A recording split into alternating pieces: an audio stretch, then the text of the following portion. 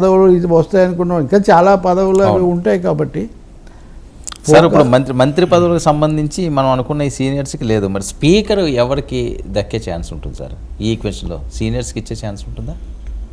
సహజంగా కొంచెం అనుభవము, ఆ రూల్స్ వాటి పట్ల పరిజ్ఞానం అదంతా ఉన్న వాళ్ళకి ఇవ్వాల్సిన అవసరం ఒకటి ఉంటుంది. మరి అది ఎలా చేస్తారు? ఒక ఆయనేమో ఆల్రెడీ రచ్చబండ, ఆయన నాకు ఆయన పేరు వచ్చింది, ఆయనకు ఇక్కడ లేదు, అక్కడ ఏమవుతుందో మనకు తెలియదు.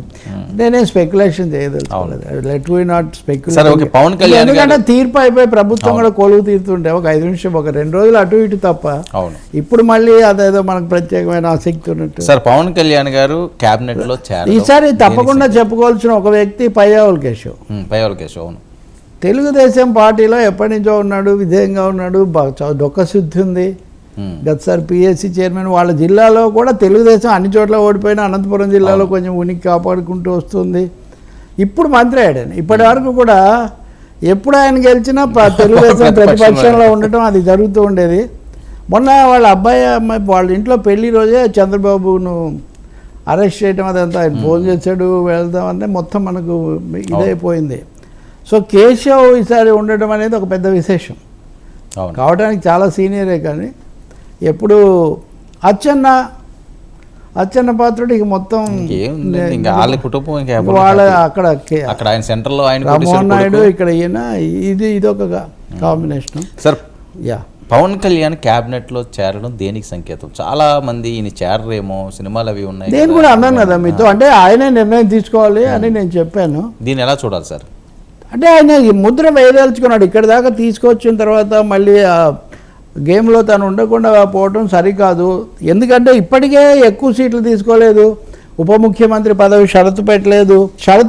ఇప్పుడు అవుతారా లేదా అని నేను చెప్పట్లేదు, షరతు పెట్టలేదు. ఇట్లాంటిది ఆయన మీద చాలా కొరతలు ఉన్నాయి. ఉన్న సీట్లు కూడా కొన్ని బీజేపీకి ఇచ్చారు. ఇవన్నీ అయిన తర్వాత ఆయన కనుక ఈ మంత్రివర్గం అనే ఈ చిత్రంలో లేకపోతే, ఆయన అభిమానించిన వాళ్ళు, ఆయన కోటేసినటువంటి సామాజిక తరగతి చాలా ఆశాభంగం చెందుతారు. సో ఆయన ఒక రైట్ డెసిషన్ తీసుకున్నాడు. మంత్రివర్గంలో తను ఉండాలి. పవన్ అక్కడ ఉన్నంత వరకు నెంబర్ 2 క్వశ్చన్ ఏమి ఉండదు ఇంకా మంత్రివర్గంలో. కేంద్రంలో నెంబర్ 2 చంద్రబాబే, 16 స్థానాలతో బలపరుస్తున్నాడు, 17 స్థానాలతో. బట్ రాష్ట్రంలోకి వచ్చేసరికి కెప్టెన్, వైస్ కెప్టెన్ అన్నట్టుగా 3వ వ్యక్తి లోకేష్. ప్రమాణ స్వీకారం కూడా అదే ఆర్డర్లో చేయడం మీరు గమనించవచ్చు. వయసును బట్టి ఇంకేం మొహమాటాలు ఏం పెట్టుకోలేదు. ఇప్పుడు తెలంగాణలో కూడా మనం కేసీఆర్ చేశాక ఇంకెవరో చేస్తే తర్వాత కేటీఆర్ చేస్తూ ఉంటారు ఉదాహరణకు. అట్లా అది చేశారు. పవన్ కళ్యాణ్ మంత్రివర్గంలో చేరడం పొలిటికలీ రైట్ డెసిషన్, రాజకీయ నిర్ణయం సరైనది. ఇప్పుడు 2 ప్రశ్నలు అందరూ ఆలోచిస్తుంది, ముఖ్యంగా ఆయన అభిమానులు. ఒకటి, ఉప ముఖ్యమంత్రి అవుతారా? ఒకటైతే ఆయన ఉన్న తర్వాత 2 ఉప ముఖ్యమంత్రులు ఉండకూడదు, ఉంటే దానికి మామూలు రొటీన్ అవుతుందని ఒక భావన ఒకటి ఉంది. 2, జగన్ హయాంలో 5 ఉప ముఖ్యమంత్రులు ఉండటం వల్ల అదేమీ ఉప అయిపోయింది కదా. కాబట్టి ఆయన ఆ నిర్ణయం తీసుకుంటారు తెలీదు. 2వది, పెద్ద శాఖ తీసుకుంటారా, కీలక శాఖ అంత సమయం ఇస్తారా లేదా?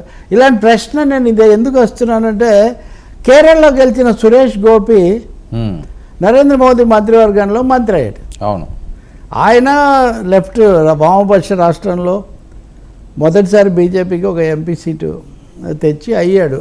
ఆయన మంత్రి కూడా అయ్యాడు. ఆయన గంట నుంచి ఆయన రాజీనామా చేశాడు అని పెద్ద అన్ని చోట్ల వదంతులు. సాయంత్రానికి ఆయన ఖండించాడు. ఏమంటే తనకు సినిమా కమిట్మెంట్స్ ఇవన్నీ చాలా ఉన్నాయి, ఇవి పూర్తి చేయాల్సి ఉంటుంది, ప్రజల తీర్పును గౌరవించి నేను చేరాను, కానీ అక్కడ నా మాట నేను నిలబెట్టుకోవాలని ఆయన రాజీనామా అన్నారని, ఇవన్నీ వదంతులని తర్వాత అన్నారు. ఏదైనా ధర్మ సంకటం అయితే ఇక్కడ ఒకటి ఉంది. దీన్ని ఎలా పరిష్కరించుకుంటారనేది ఒకటి. ఇంకా మూడో సమస్య బహుశా ముగిసిపోయింది అనుకుంటాను. ప్రతిపక్షంలో ఉంటారేమో. 3 మంత్రులు ఉన్న తర్వాత ఇంకా ప్రతిపక్షంలో ఉండటం అనే ప్రశ్న ఉత్పన్నం కాదు. కాబట్టి పవన్ కళ్యాణ్ ఈరోజు చాలా ప్రశ్నలకు జవాబు చెప్పినట్టుగా మనం భావించాల్సి ఉంటుంది. 2, తీసుకున్న మిగిలిన 2 కూడా నాదెళ్ల మనోహర్ అనుభవం కలిగిన వ్యక్తి, స్పీకర్గా కూడా చేశారు. కందుల దుర్గేష్ కూడా ముందు నుంచి ఎమ్మెల్సీ ఉన్నాడు, వాళ్ళ స్పోక్స్ పర్సన్గా ఉన్నాడు, కాస్త సంయమనంతో ఉంటాడు. ఆయన సీటు కోసం ఎంత రాజకీయం నడిచిందో కూడా మనం చూసాం. జాగ్రత్తగా గెలిపించుకున్నారు. కాబట్టి వాళ్లకు మంత్రివర్గ బాధ్యత రోజువారీ సమన్వయం ఎక్కువగా ఇచ్చి తను కొంత చేసే అవకాశం ఎక్కువగా ఉంటుంది. అది వాళ్ళిద్దరికి తెలిసే ఉంటుంది ఇప్పటికి. సార్ ఇప్పుడు సాయంత్రానికి ఇవన్నీ ప్రకటిస్తారు. ఇప్పుడు కీలకమైన మంత్రి పదవి తీసుకుంటే ఆ శాఖకి సంబంధించి పూర్తి స్థాయిలో